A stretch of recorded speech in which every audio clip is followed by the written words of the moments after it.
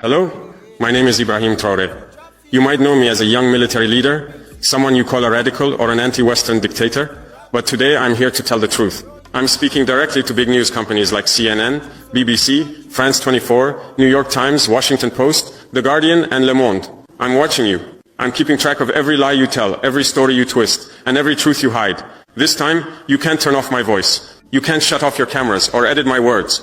The world you used to control is gone. Millions of people will hear me now, without your filters, without your lies. I'm 34 years old. I grew up hearing your stories about Africa. As a child, I watched your news on TV. The pictures were always the same. Hungry children with flies on their faces, dry lands, wars, and death. You told us this is Africa. You made us feel ashamed of our home, our people, and our land. We believed you because we were young and didn't know better. But as I grew older, I started to read, ask questions, and learn. I realized the Africa you showed us wasn't real. It was a story you made up. You wrote a script for us, and it was full of lies. The false story of Africa. You, the big news companies, have shown Africa in a bad way for years. You make it look like Africans are not human, like we are wild people who can't take care of ourselves. You show us as poor, helpless, and lost, waiting for you to save us. Every day your TV screens and newspapers talk about hunger, war, sickness, corruption, terror, and chaos. These are the only words you use for Africa. You never talk about hope, success, growth, strength, honor, pride, or victories. Why? Because those words don't fit the story you want to tell. Let me ask you, have you ever made Africa's successes your big headlines? Have you told the world about Rwanda's amazing technology growth? Have you shown Ethiopia's huge project to plant millions of trees?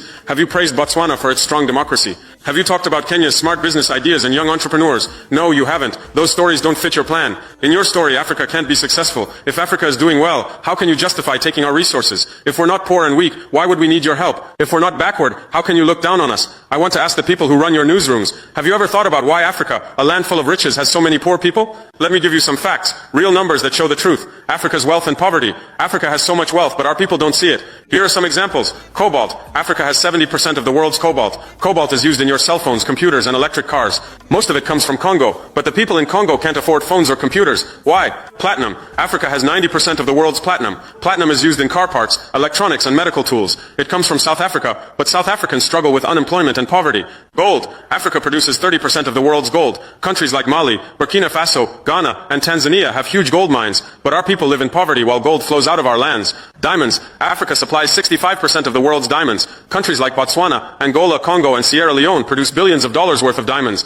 But miners in those countries earn just $1 a day. Uranium. Africa has 35% of the world's uranium, which powers nuclear plants. Niger, Namibia, and South Africa produce it. Your cities, like Paris, have electricity because of our uranium, but our villages stay dark. You ask, why is Africa poor? That's the wrong question. The real question is, how is Africa kept poor when it's so rich? The answer is simple. Colonialism never ended. It just changed its face. How colonialism continues. In the past, you came to Africa with armies and took our lands. Now you come with companies and contracts. You used to rule us with whips and guns. Now you control us with loans and deals. Let me give you examples with names, numbers, and facts. Lancor. This is a Swiss company that mines cobalt in Congo.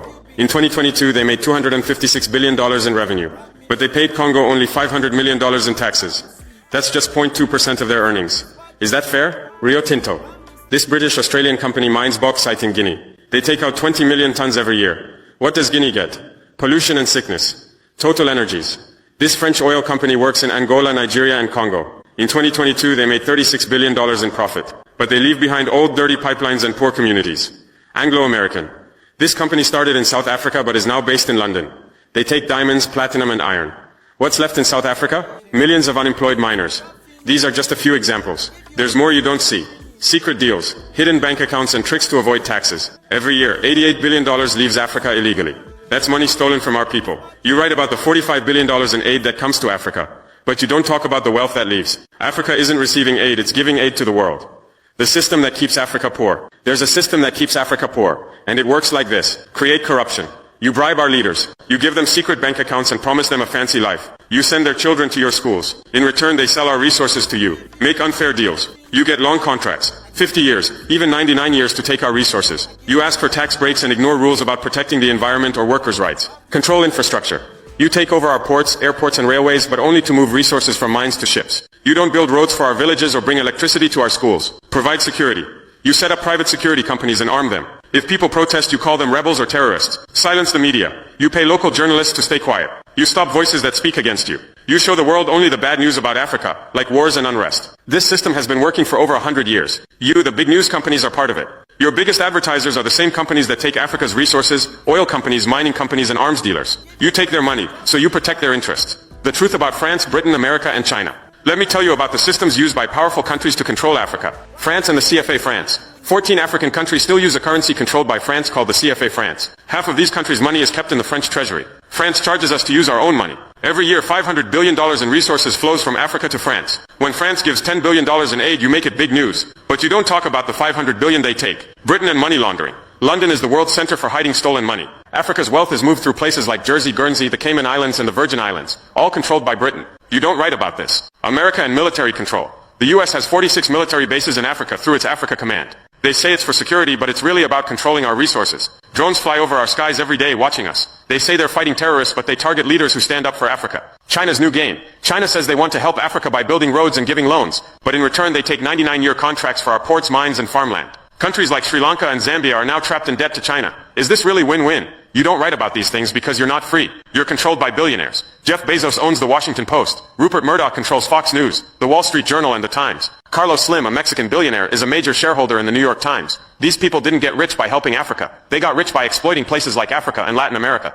Your editors come from elite schools like Harvard, Yale, Oxford, and Cambridge. They share the same ideas and biases. Your reporters in Africa often don't speak our languages, like Swahili, Hausa, Yoruba, or Amharic. They can't talk to our people, so they rely on Western diplomats and NGOs for information. How can you call that fair reporting? The heroes they silenced. Let me tell you about the African leaders you've ignored or lied about. Patrice Lumumba, he was the leader of Congo, killed on January 17, 1961. The CIA and Belgian mercenaries were involved. They dissolved his body in acid and kept his teeth as souvenirs. In 2022, Belgium returned one tooth to his family after 61 years. You called it chaos in Congo, but didn't investigate the killers, or Belgium's crimes. Thomas Sankara, he was my hero, the leader of Burkina Faso, killed on October 15th. Sankara vaccinated 2.5 million children, planted 10 million trees, raised literacy from 13% to 73%, gave women equal rights, banned harmful practices, and fought corruption. He refused to pay Africa's unfair debts to the West. France supported his killer, Blaise Compaoré. You called it a military coup, but didn't tell the world about Sankara's dreams or successes. Muammar Gaddafi. Yes, he was a dictator, but he did a lot for Libya.